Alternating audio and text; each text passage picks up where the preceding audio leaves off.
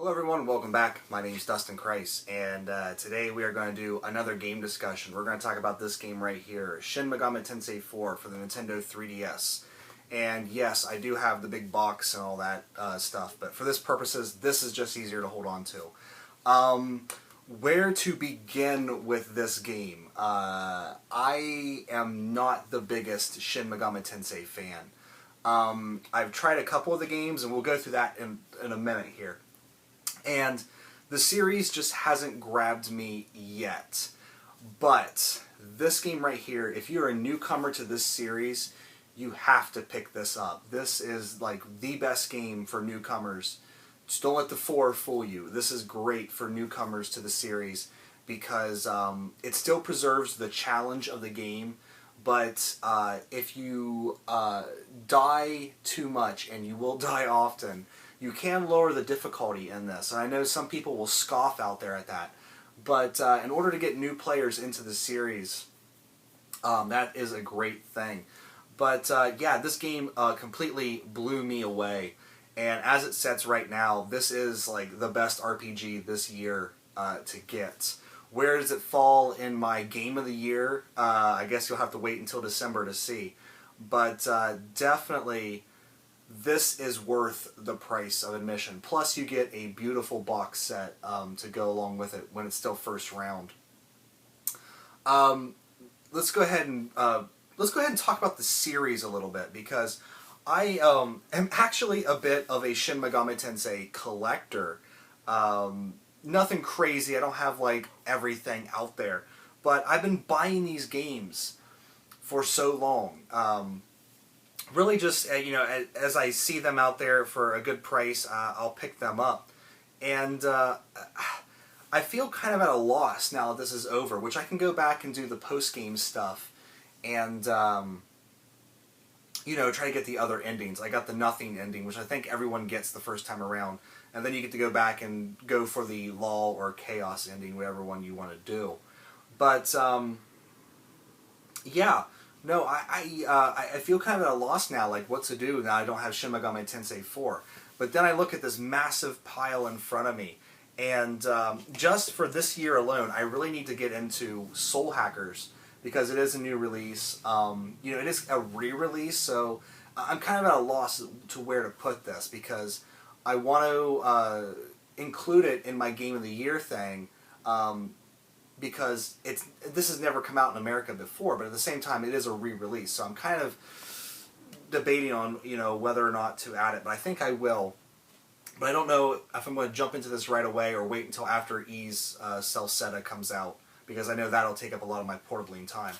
But I also have Devil Survivor Overclocked to play. I have Strange Journey to play. I am currently playing Persona 4 Golden. I hope to get back into that here soon. I have Persona 1 and Persona 2 to play. And this is Innocent Sin. I have Eternal Punishment on my Vita downloaded. On the PlayStation 2, I still have Nocturne to play. I still have Persona 3. I have my copy of Persona 4, but I probably won't play it because I'm playing Golden.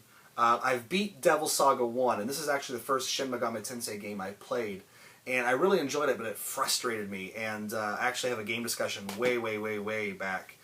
Still need to play Devil Saga 2, and then I just picked up the Devil Summoner games. So I have a ton of Shin Megami Tensei to play. It's just, when am I going to get into it, But, yeah, this game will lead you down, no pun intended, a dark road, because you will definitely fall in love with the series as I have. Let's go ahead and get into it. You play as a nameless, hero character, as you often do in these RPGs. And you're sort of a poor peasant character who has the opportunity to try out for this ritual, this gauntlet ritual that allows you to become a samurai. And, of course, your character gets in, and your friend character does not, which leads to a storyline thing later on. But you become a samurai for this kingdom called the Eastern Kingdom of Mikado. And basically, with this gauntlet on, you can summon demons and fight for your kingdom. And it leads you to sort of this storyline of discovery. And I don't want to talk too much about the storyline. If you're familiar with the Shin Megami Tensei series, you know where this is going to end up. But I was thoroughly engrossed by the storyline. It's not as involved as, say, other JRPGs in that your party's really made up of other demons that you collect. And the character interaction moments are kind of few and far between, and the characters don't really change all that much. Jonathan is your law character, and Walter is your chaos character, and then I can't ever remember how to say the girl's name, but she's sort of your middle ground. And they kind of remain true to that throughout. What really changes is like the plot and the environment around you. And once I got to the point where the game really opens up, because it first starts off feeling very much like a dungeon crawler where you have one town and you have one dungeon, and I thought that's how it was going to go, and I was like, okay, I can get into this. And then you sort of get to the end of that dungeon, and the game just opens up, and you're like, oh crap. And it's almost like a complete open world game. Really great stuff, and really got me into the game. The gameplay system, sorry, my throat, hold on one second. Whiskey will help, right? The gameplay, if you've played a Shin Megami Tensei game before, you've probably played a similar style to this game, where you're one character, you go out, and you have to recruit monster characters, and you do this by negotiating with them. And this is the one thing that I... man, my throat is really bothering me. That is the one thing that I kind of did not like about this game, is that the negotiation system really seemed just scattershot. Like, one demon, he'd ask you a question, and it gives you multiple choice answers, and you would choose an answer and end up being the wrong one. So when that question rolled around again with that same demon, you'd answer a different answer, and it'd be wrong. It just felt like there was no real consistency with the answers. Like, you can't just trial and error it. It's just like a game of luck, basically. I'm sure there's some kind of trial and error behind it, because I know movie star Kitten Sarah, she was just talking about how she was like just getting demons left and right. And I'm like, really? Because it's really hard for me to get demons. Like, my negotiating skills in this game were not very good. I really relied on the fact that if you kill a bunch of enemy party members, eventually some of the demons will be like, look, don't kill me, I'll join your party. And that's how I got a good portion of my demons. But once you get the demons, you can then fuse them together. And this got really addictive, because once you start to understand the fusing and then the whisper system, it's just like you're just going after these skills. And the whisper system is new to this. Basically what happens is, as a demon levels up, it can whisper some of its skills to you. So your character has open skill slots that you can put like Dia into. And once you get that first healing spell on your main character, you're like, I'm fucking set. I'm set for the game, so you can whisper over skills to give your character magic and stuff like that. The cool thing also is, as different demons level up and have that same skill, when they go to whisper it to you, they'll actually strengthen your skills that you have. So let's say you have Dia, and then another monster that you level up has Dia also. When it goes to whisper to you, it will give you a +1 on your Dia, which makes it, eventually as you get these pluses on your spells, it lowers the casting cost and strengthens their abilities.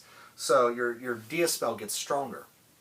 Gets really addictive, fusing demons and mixing skills around to try to get what you want. And there's two skills, one that repels magic and one that repels gun and physical attacks. They are must-gets. They just make the game crazy. And I also found that the Blight attack skill was really awesome as well. whereas the blight is a physical attack, but it also inflicts poison and it attacks everything.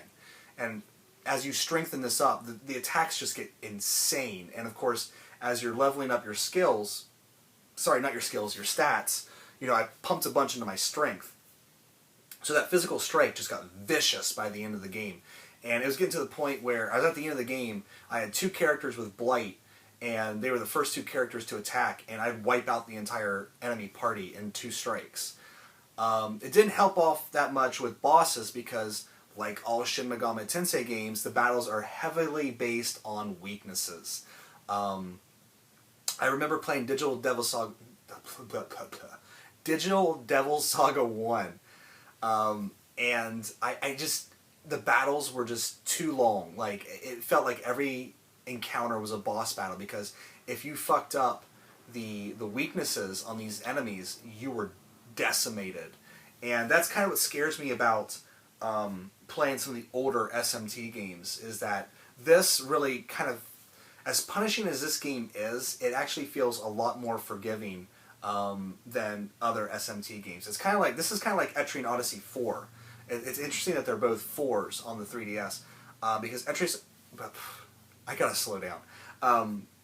Etrian Odyssey 4 really, from what I hear, it's the first and only Etrian Odyssey game I've played. It really refined the game to a point where it was accessible to everyone, and that's what this is. What other gameplay aspects? A lot of side questing, and that's really where you get the open world feel, because you can do the main quest. I might be coming down with a cold, I don't know. That's how these things usually roll.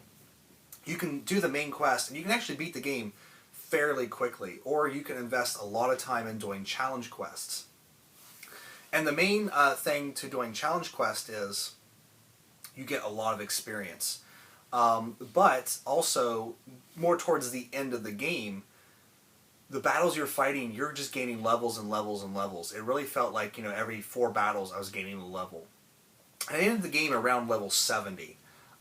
So yeah, a lot of stuff. And of course, when you beat the game, you can do a new game plus with all your skills and all of your levels and all your demons and things like that. And I really recommend that, because if you put all that work into it, fuck it, I'm carrying that shit over. Anything else gameplay wise? The fusion system.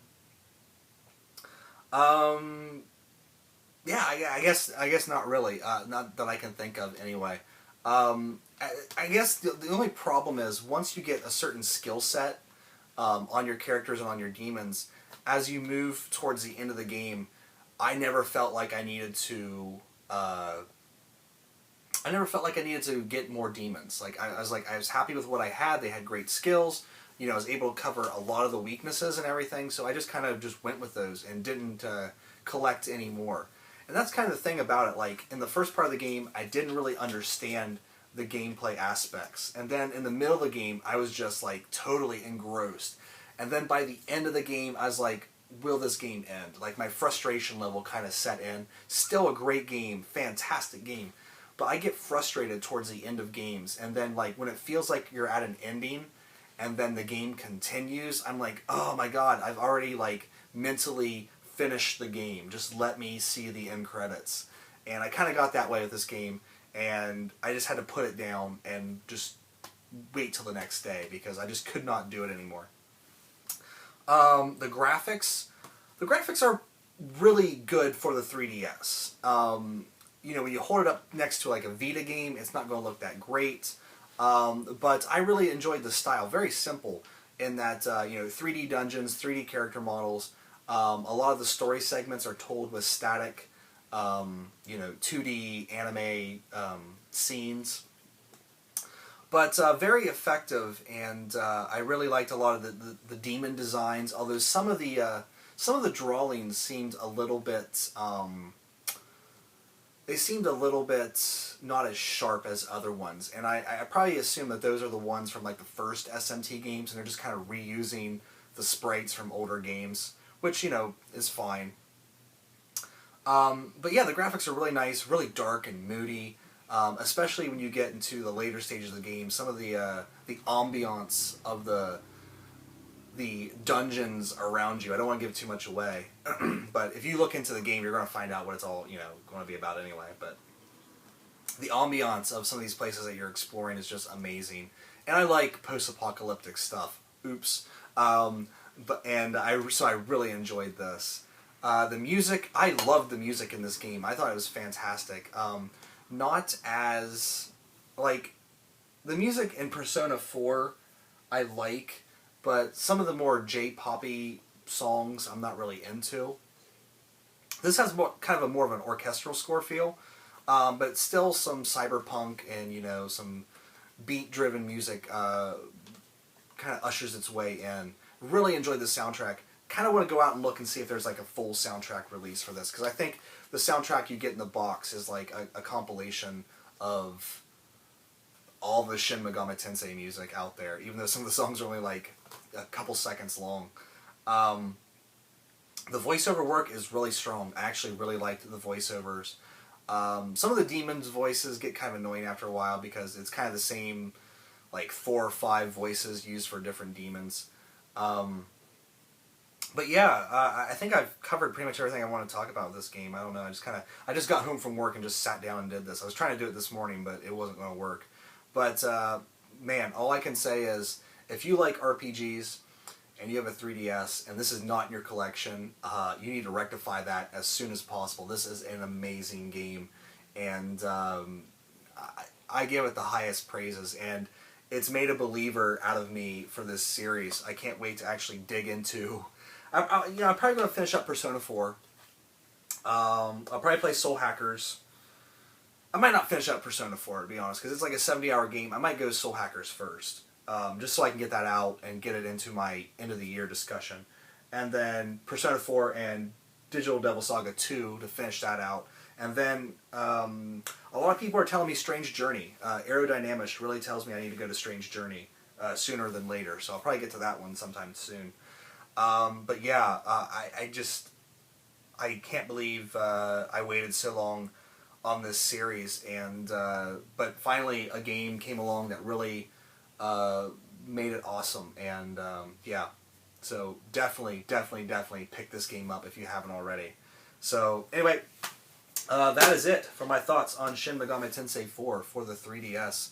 Let me know what you guys think. I personally think it's the best RPG this year, although I'm really early in Tales of Exilia, but I don't see how Exilia could overtake it. And then really the only other thing that's coming out, I think, is Etrian Odyssey, Millennium Girl, and Celceta.